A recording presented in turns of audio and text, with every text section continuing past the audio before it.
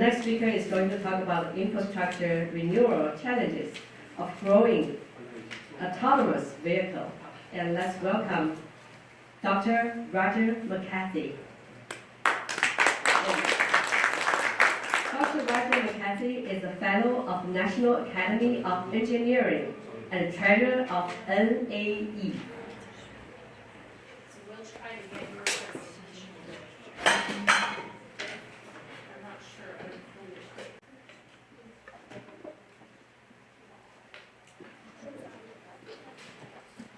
Thank you very much for that kind introduction. I'm here to talk today about the other half. Dr. Susan did a great job providing an intro to some of the issues I'm going to address.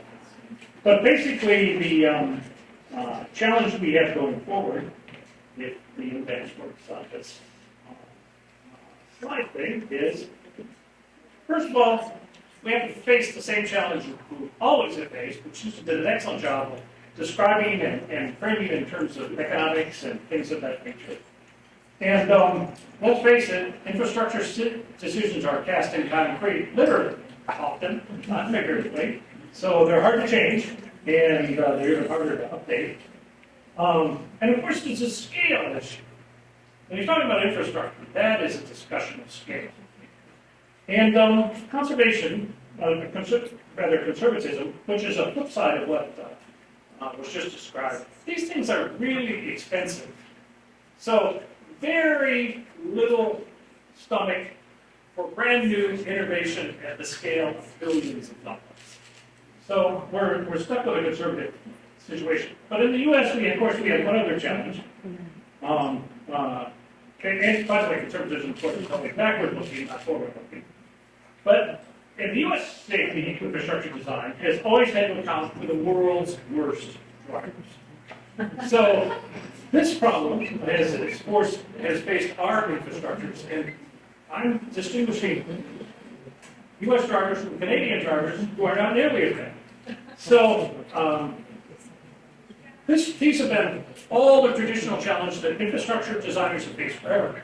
However, there's a new infrastructure challenges that result of the new autonomous vehicles. First of all, vehicles, there's really two types of innovations that's creeping into the fleet in a virtually unregulated manner. There's driver assist systems and autonomous vehicles. And they're being deployed in the current vehicle fleet at incredible scales. And the current automated driver assistance system demonstrably make the world's worst drivers worse. And the current EV technologies are worse than the world's worst drivers. So the continued deployment of these technologies are acting to increase the pressure. So absence of federal motor vehicle standards, applying standards to any of these technologies is just compounding the problem enormously. And of course, it leaves the infrastructure designers totally at a loss. What are you designing the infrastructure for? If the vehicles themselves don't have to demonstrate any particular performance or technology. Now, of course, cars are a tremendous achievement. This is the National Academies. The automobile was the #2 most impactful innovation in the 20th century. But not without cost. Of course, the annual fatalities that have been related to the introduction of this technology, these tremendous blessings have come with a tremendous cost. And it's difficult to appreciate the scale until you start adding it all up and do the integral on that curve. And then compare the cost of automotive fatalities to even our wars. I would argue the people in this room are doing more for the health and safety of any of their publics than the Defense Department, because the scale of the casualties involved is so much bigger. Now, across the world, things, of course, are not equal. And this is my lead into why does the U.S. have the worst drivers in the world? Well, the data shows we have the worst drivers in the world, and it is not close. It is not close. By the way, you can find this graph in Wikipedia. You see on the left there, I had to correct the axis. They got all the data right, but they mislabeled the axis. So the chart in Wikipedia is wrong. It's actually 1 per 100,000. Now, of course, there's a few countries missing, like where's 18% of the world's population on this chart? Well, I thought I would add it for you. But like everything else in China, it's complicated. First of all, there's the official estimate. And if you look at the official estimate, the number is 60,000 automotive fatalities a year in China. Puts it right in the car of the year. But until 2019, there was this fly-by-night operation called the World Health Organization. They used to do their own independent estimate of the number of automotive fatalities in the United States. And they got the number 250,000 as of 2019. Now, I have given speeches on automotive autonomous vehicle safety in China as an invited lecture. And I've sat there for other Chinese speakers. And they all use the 250,000 number. Even I've been to China 100 times. I guarantee you, many, many times, the official Chinese government publications use the 250,000. But Xi has put a stop to that. So now, the World Health Organization has been pressured not to make independent estimates of the Chinese national automotive death rate. But if you look at the Chinese number and our number, China and the U.S. are on the same boat. We've got a fatality rate that's way out of line with the rest of the world. Now, of course, that begs the question, do we really have the world's worst drivers? Well, we don't know. The Chinese did it, but we got amongst the world's worst drivers. So, now, of course, the first fundamental question is, why are we so bad? And I don't know that the Chinese problem has the same source as the U.S. problem, but the source of the U.S. problem is pretty clear. First of all, our National Highway Traffic Safety Administration has been totally vehicle-focused. And that's because it was created in response to this novel back in before many of you were born, called Unsafe at Any Speed, which convinced the public that cars were unsafe. Well, unfortunately, the driver is makes far more impact on accidents than the car ever did in terms of its importance to safety. But the real problem is our permissible of allowable limit of alcohol is 0.08 is a disgrace, a national disgrace. Research by the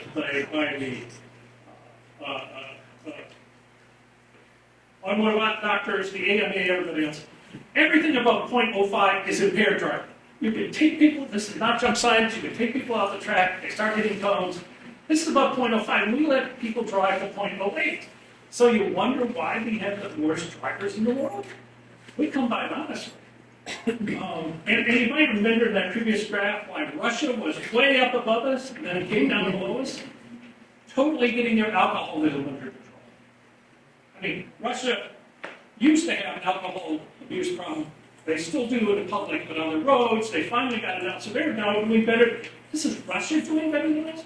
So, and you look at 0.05%, that's the rule, all over the world. What in the hell is wrong with us? But anyway, you see the numbers. So we come by the worst drivers in the world, honestly. So what is the NHTSA have they responded? We pass better laws about alcohol? No! Instead, we're going to make the cars drive themselves, and it won't matter if they're drunk inside. So, NHTSA's done a lot of study and said, yeah, 94% of auto accidents are caused by people. They're the problem. We've got to get those people out of driving the cars. And in fact, the Secretary of the U.S. Transportation has said, we're going to get people out of stop driving cars. This is going to be the biggest safety impact, like since sliced bread. But it has such impact because we're so far behind the rest of the world. If we were as good as the rest of the world, it wouldn't have quite this impact. But that hasn't made. And of course, they issued a policy back in 2016. Damn it, we're going to go automated. So, self-driving and autonomous vehicles is a somewhat complicated topic, and I don't expect all of the audience to understand the different levels. But basically, this taxonomy was established in 2014 by the U.S. Society of Automotive Engineers. Everybody in the world uses it now.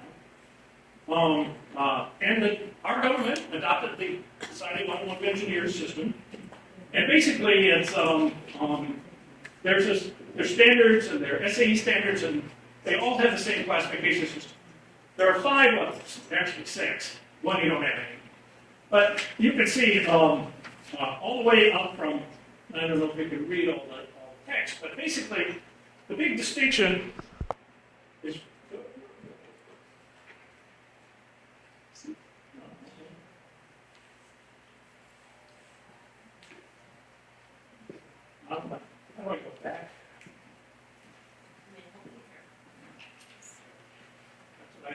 And on the bottom, here's. Oh, You can click on that. Okay, give me that one.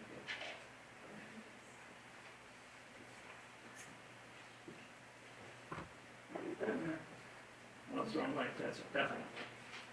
You're wrong.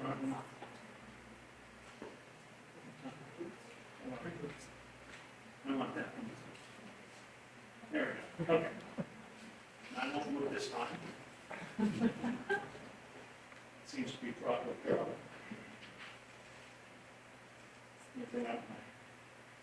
Leave it right there.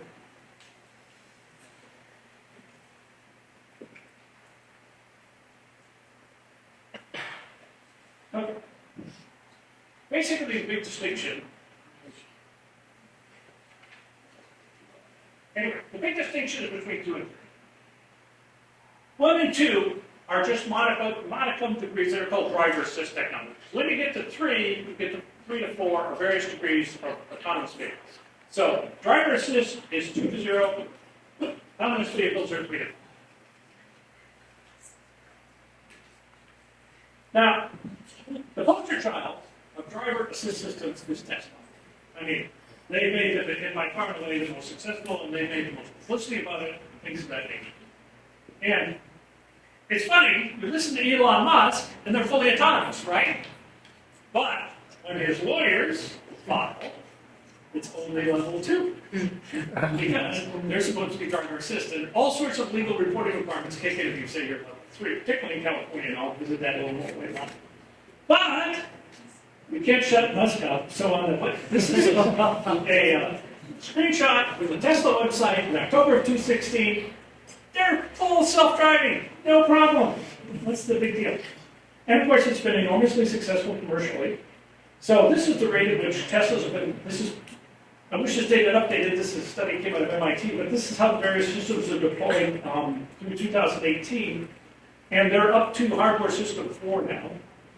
And if you look at the worldwide deployment, unfortunately I stole this graph so that writing isn't big, but you just need to know that it's 6 million in 2014. So this is not a trivial infrastructure challenge.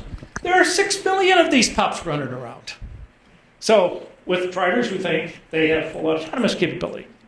Now in terms of date, actually Musk rolled out the autopilot in 2016. And some poor Chinese fellow actually believed him. So many of you have seen this video of this fellow had a dash cam in addition to his Tesla cameras. And he's driving along in China. Bam. Now, what I want you to do is watch this again. If I can succeed in doing that. Oh. No, this is... I got to figure out how to get it back again. I want to watch that video one more time. There we go. Now, keep your eye right on the stripe on the fender. I'm going to get out of the way. Watch that. Okay. Now, Tesla's response to this, oh, it's not autopilot. Are you crazy? What driver can keep that line orientation right with that? You know? And 2 years later, they finally said, oh, yeah, I guess it's nevertheless, it wasn't autopilot. And you can see what it's doing. It's grabbing that road stripe and guiding on it. You guys are guiding Teslas. Has Tesla ever told you that? no. Have you ever seen our pavement markings in the spring?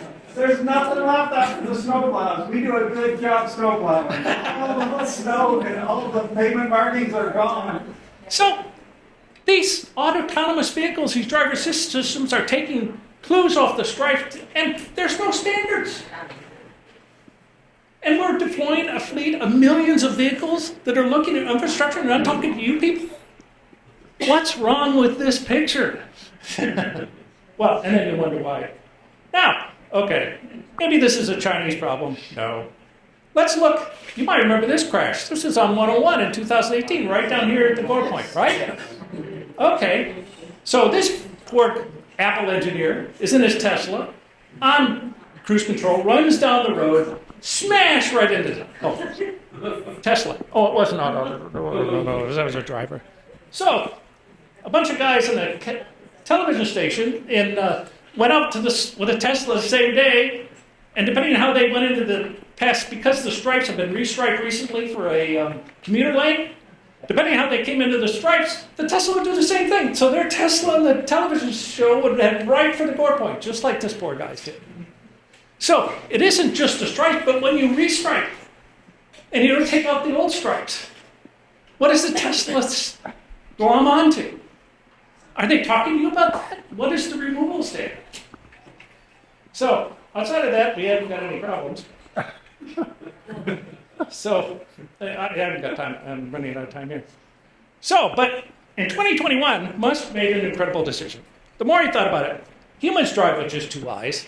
Why should I have to put radar on my Teslas? It costs me money, expense. So if my engineers do it right, I should be able, all those Teslas should be to do autopilot with only cameras. And he disabled the radars, even that were out there. And of course, you can see the subsequent headline down at, things started crashing right and left. Incredibly, you might have caught this headline in Forbes magazine about 6 months ago. Now, Tesla has the highest crash rate of any brand. Any brand. Incredibly, Tesla has managed to make the world's worst drivers even worse. That is no small achievement. So anyway, but there's no standards. Musk can wake up with a headache and decide to take a technology out of a car, put it in. Yet look how this affects people's safety and lives. No federal standards. Every attempt to make a federal standard, total gridlock in Congress. Now, actually, this shouldn't surprise anybody, because in 2018, a researcher published a study. He went through the fatal accident reporting system data the hard way, and back then, Teslas weren't coded conveniently, but he teased out an analysis. And he told us, hey guys, those are uncertainty bands, but this ain't looking good for Teslas, even back in 2018. But the feds are so wound up over the need to deploy these things to get those drunk drivers out of the cars that they're overlooking this continual stream of data, and they still haven't managed to pass any performance standards for the vehicles. And we don't want a prescriptive standard. We don't want them to say you have to have LiDAR. It's just a performance standard. You've got to be able to do X, avoid a vehicle at 100 yards with they got to be performance standards, but we don't have any. Now, of course, in response to all this miserable publicity, Tesla finally had to issue a recall. But they didn't fix any of this guidance stuff. All they had to fix was the notification to the driver that he was in the autopilot. So, you can be sure this is the formal language from the finding. You can be sure this cured nothing. I promise. So, even prior to this mess, even the feds figured out that we got a real problem with these driver-assisted vehicles. They are just crashing too often. So they issued this standing order. 2001, it took effect 9 July. It said, okay, guys, all you automotive manufacturers across the entire United States got to report certain types of accidents to us. And basically, and this applied to autonomous vehicles and driver-assisted vehicles. You got to report if there's a hospitalized injury. You got to report if there's a vehicle towaway. Got to report it if there's an airbag deployment, which means a fairly severe crash, and any collision with a bystander or pedestrian. Okay, you say. Fine. We're going to get some national data, and we're going to see some real performance numbers on these driver assist systems and these autonomous vehicles. Wrong. In the first year, they received 130 reports. 90 of those were from California. All they were doing is taking the OL 316 reports of California and posting them in the federal database. New York didn't have a single accident? Do you really believe that? Not one? 70 million people on the East Coast didn't have one accident? Yeah, so. But the thing is, what the real tragedy is this instrument just enforce the damn regulation. A lot of data could come out of this that would be of value because, there it is. Look at the detail in terms of what's being hit. At least you could get some insight into things they're running into. And you could look at those portions that deal with infrastructure obstacles and what risk they're posing as at least a talking point to get start a discussion between vehicle and infrastructure designers. But no, the regulation isn't being enforced, so. Now, what's the implication for infrastructure, all of this?